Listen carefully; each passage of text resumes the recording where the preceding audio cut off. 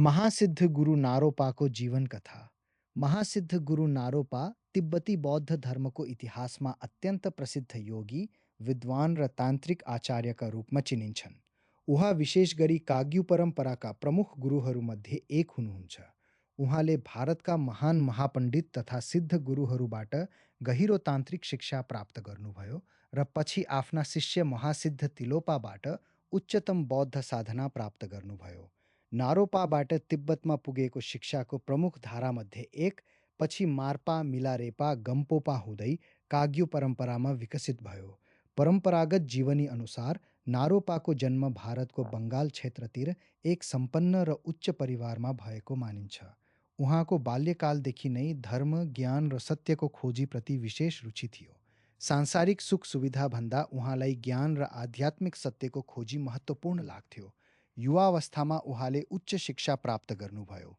उहाँ अत्यन्त प्रतिभाशाली भएकाले भारतका प्रसिद्ध बौद्ध विद्यापीठहरूमा अध्ययन गर्नुभयो।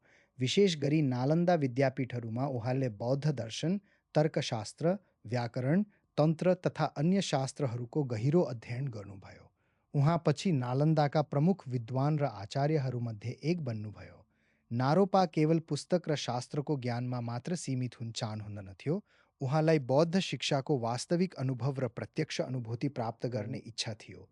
यही खोजले उहाँको जीवनमा ठूलो परिवर्तन ल्यायो। एक दिन उहाँले एक वृद्ध तथा रहस्यमय महिलाको रूप धारण गरेकी वज्रयोगिनी डाकिनीसँग भेट भएको परम्परागत कथा पाइन्छ। ती डाकिनीले नारोपाको ज्ञान केवल बौद्धिक हो कि वास्तविक अनुभूतिमा आधारित छ भनेर प्रश्न गरिन्। नारोपाले आफूले धेरै शास्त्र जानेको बताएपछि उनले केही कठिन प्रश्नहरू सोधिन्। नारोपाले शब्द र शास्त्रको ज्ञान त देखाउन सके, तर प्रत्यक्ष अनुभूतिको विषयमा आफू अझै अपूर्ण रहेको महसुस गरे। त्यसपछि नारोपाले आफ्नो जीवनको उद्देश्य पुनः विचार गर्नुभयो। उहाँले केवल विद्वान भएर बस्नु पर्याप्त छैन, बुद्ध धर्मको वास्तविक सत्यलाई आफ्नै साधनाबाट अनुभव गर्नुपर्छ भन्ने निष्कर्षमा पुग्नुभयो। त्यसपछि उहाँले आफ्नो गुरु खोज्न थाल्नुभयो। उहाँले अत्यन्त कठिन यात्रा गर्दै आफ्ना भावी गुरु महासिद्ध तिलोपालाई खोज्नुभयो।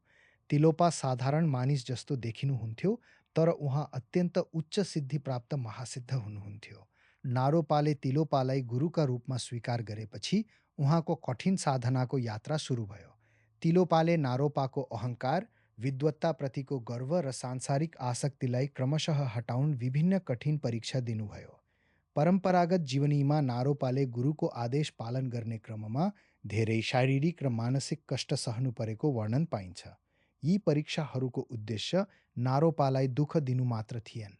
ती अभ्यासहरूले उहाँभित्रको अहङ्कार, बौद्धिक गर्व र आफूलाई ठूलो ठान्ने भावनालाई तोड्दै वास्तविक गुरु-शिष्य सम्बन्ध स्थापित गर्न सहयोग गरेको मानिन्छ। दीर्घकालीन साधनापछि नारोपाले तिलोपाबाट उच्चतम तान्त्रिक शिक्षाहरू प्राप्त गर्नुभयो। उहाँसँग सम्बन्धित शिक्षामध्ये नारोपाका 6 योग अत्यन्त प्रसिद्ध छन्। यीमध्ये तुमो अथवा आन्तरिक ताप, स्वप्न योग, प्रकाश योग, बार्डो योग, फोवा तथा कर्ममुद्रासँग सम्बन्धित साधनाहरू प्रमुख रूपमा उल्लेख गरिन्छन्। यी अभ्यासहरू तिब्बती वज्रयान बौद्ध धर्ममा अत्यन्त महत्त्वपूर्ण मानिन्छन्। नारोपाले गुरुबाट शिक्षा पाएपछि गहिरो ध्यान र साधनामा जीवन बिताउनुभयो।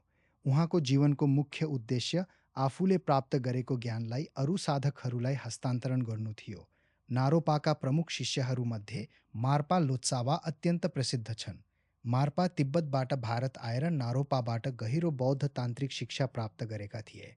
पछि मार्पाले ती शिक्षाहरू तिब्बतमा लगे। मार्पाका प्रमुख शिष्य मिलारेपा भए। मिलारेपाले मार्पाबाट शिक्षा पाएर कठोर साधना गर्दै महान योगीको रूपमा प्रसिद्धि पाए। मिलारेपाका शिष्य गम्पोपा हुँदै काग्यू परम्परा अझ व्यवस्थित रूपमा विकसित भयो। यसरी नारोपा, मार्पा, मिलारेपा, गम्पोपा हुँदै आएको गुरु-शिष्य परम्परा तिब्बती काग्यू बौद्ध धर्मको इतिहासमा अत्यन्त महत्त्वपूर्ण मानिन्छ। नारोपाको जीवनले एउटा महत्त्वपूर्ण बौद्ध शिक्षा दिन्छ। केवल शास्त्र पढेर ज्ञान प्राप्त हुँदैन, त्यसलाई आफ्नै जीवन र साधनामा अनुभूति गर्नुपर्छ। उहाँ महान विद्वान भएर पनि आफ्नो ज्ञानप्रति गर्व गरेर बस्नु भएन। उहाँले सत्यको प्रत्यक्ष अनुभूतिको खोजी गर्नुभयो र त्यसका लागि कठिन साधना स्वीकार गर्नुभयो। उहाँको जीवनमा गुरुको महत्त्व पनि अत्यन्त ठूलो देखिन्छ। तिलोपाप्रति उहाँको श्रद्धा, समर्पण र धैर्यले उहाँलाई उच्च आध्यात्मिक अनुभूतितर्फ अघि बढाएको बौद्ध परम्पराले बताउँछ। नारोपाको ऐतिहासिक जीवन र उहाँ सम्बन्धी परम्परागत जीवनीमा कतिपय विवरण फरक फरक रूपमा पाइन्छन्। तर सबै परम्पराहरूमा उहाँलाई भारतका महान बौद्ध पण्डित, महासिद्ध र वज्रयानका महत्त्वपूर्ण आचार्यका रूपमा सम्मान गरिन्छ। महासिद्ध नारोपाको निधनपछि पनि उहाँको शिक्षा हराएन। उहाँबाट तिलोपा, तिलोपाबाट नारोपा हुँदै र नारोपाबाट मार्पा तथा त्यसपछि मिलारेपा र गम्पोपासम्म पुगेको शिक्षाधारा आजसम्म काग्यू बौद्ध परम्परामा जीवित छ। त्यसैले गुरु नारोपा केवल इतिहासका एक महान विद्वान मात्र होइनन्, उहाँ शास्त्रको ज्ञानलाई प्रत्यक्ष साधना र अनुभूतिमा रूपान्तरण गर्ने महान महासिद्धका रूपमा स्मरण गरिन्छ। उहाँको जीवनले साधकलाई श्रद्धा, धैर्य, गुरुभक्ति, कठोर साधना र प्रत्यक्ष ज्ञानको बाटो देखाउँछ।